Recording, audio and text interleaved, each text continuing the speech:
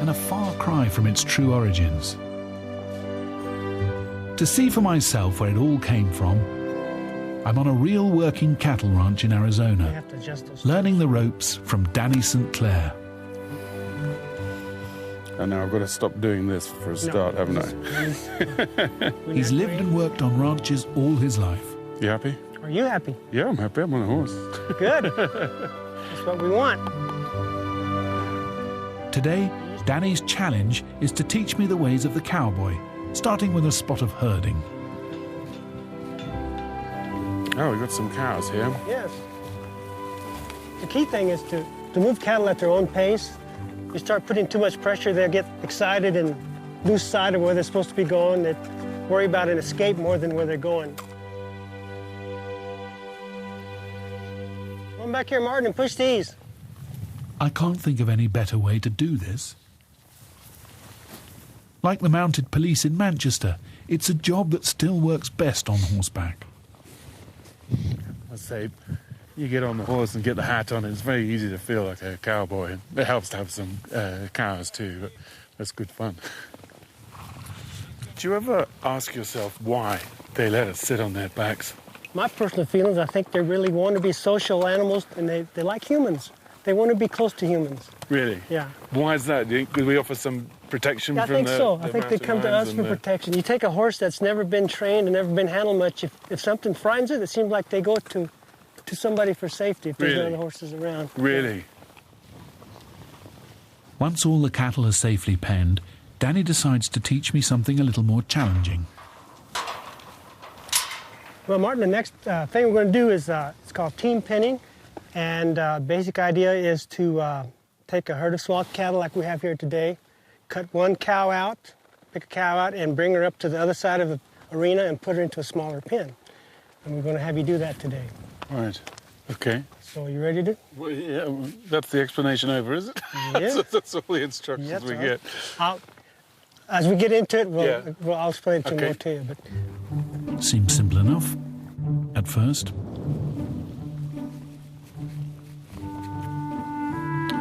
Only need one. Move her easy. Not too fast. Oh, come on, guys. I had her. You want to try again? Yep. It's not as easy as I thought, but it can't be as difficult as I'm making it look. Oh, yeah, bastard. In fact, it takes nearly half an hour to get a result. Okay, just ease up, hold up.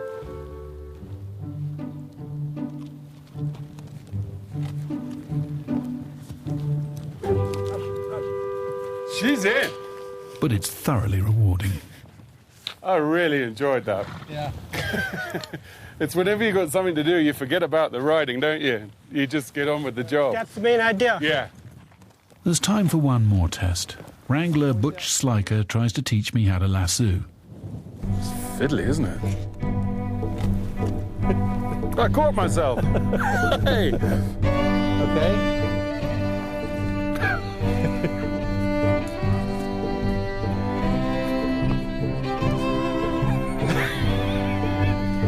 I really hate this. No. You want to grab this part of the rope so you can slide the Hondo up.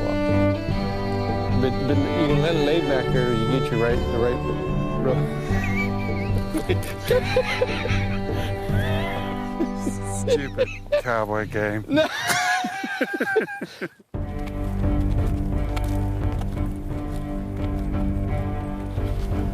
There's another side to the old Wild West. In countless classic movies, the best riders didn't wear Stetsons. The American Indian is synonymous with his horse. And yet, until Columbus crossed the Atlantic, there were no horses in America. They all died out in the last ice age. Horse culture here is only a few hundred years old. So you ready to ride? Yes, well, yeah. We are looking forward to it. All right. Yeah. I've come to South Dakota to spend the day riding with Indians of the Sioux tribe. Their horse skills were once so legendary, they're still known as the horse nations. Yet before horses first arrived from Europe, they had to make do with the next best thing. Because we didn't have horses, our beasts of burden were dogs. And so they would carry saddlebags, if you will. Would they? Yeah. And so when the horse came along, we believed it was a gift from the Creator. We used them in hunting and warfare too. We became very good horsemen. We would ride off the side of a horse during battle and shoot underneath its neck. So using the horse as cover as we were running. Every bitter winter, the Sioux take this ride across the frozen prairie to remember a tragedy, the Battle of Wounded Knee, when this once great horse nation was almost wiped out by the white man. Yet far from being a somber occasion, something's being celebrated here. It reminds the young kids exactly where they came from. The best, strongest thing for American Indian kids is the horse culture. Really? Absolutely. When you get the horses and the kids together, you know, they have a good time, but I believe that you also see kind of their natural native spirit, in a sense, kind of wake up, and their natural pride that they have. The horses are literally a living connection to the best part of our culture and our past. It's not so very different from the royal procession at Buckingham Palace. It's a nation commemorating its history with the animal that helped them write it. With horses, they crossed hundreds of miles of prairie. They hunted and herded, and in the end, they rode and fell in battle. In America today, horses still occupy a special place of honor. But even here, most journeys now rely on wheels, not legs. In the 21st century, is it still possible to experience a world where everything depends on the horse? To find out, I'm heading east for an encounter with a giant golden eagle and a game with a headless goat.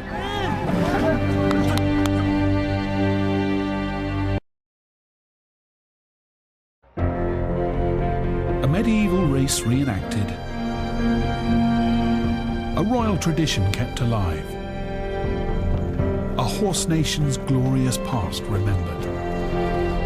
Today, when our horsepower is hidden under the bonnet of a Maserati or a Mazda, you'd be forgiven for thinking that the age of real horsepower has vanished forever.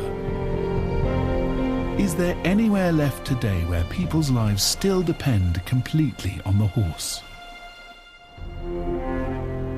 In the remote Altai Mountains of Central Asia, there are people who still live just as all our ancestors did.